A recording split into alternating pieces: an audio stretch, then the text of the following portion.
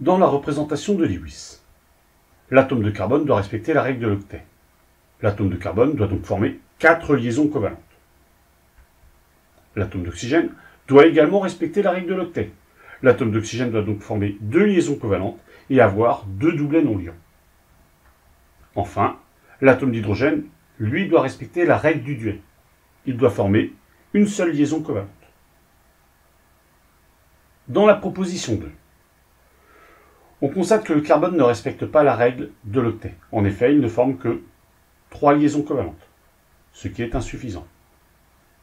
De même, l'atome d'hydrogène ici ne respecte pas la règle du duet, puisqu'il forme 2 liaisons covalentes alors qu'il devrait n'en former qu'une seule.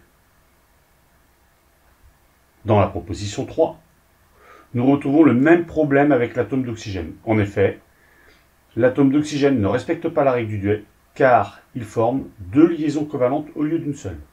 De même, l'atome d'oxygène ici ne respecte pas la règle de l'octet, car il a certes bien ses 2 doublets non liants, mais il forme 3 liaisons covalentes, alors qu'il devrait n'en former que 2.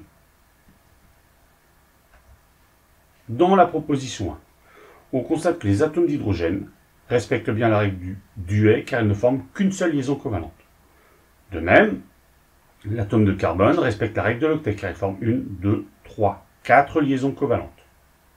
Enfin, les atomes d'oxygène respectent bien la règle de l'octet, car ils forment bien ici 1, 2 liaisons covalentes, ici, celui-ci également 1, 2, mais ils ont également 2 doublets non liants, là et là pour celui-ci, et là pour celui-là.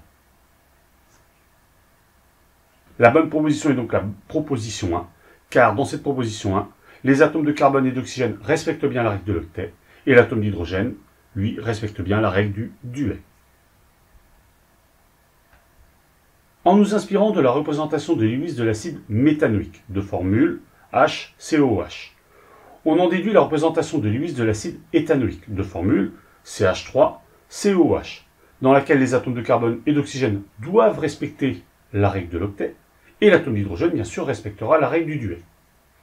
On voit bien ici dans la représentation que l'atome H de l'acide méthanoïque doit être remplacé par un groupement CH3 dans l'acide éthanoïque.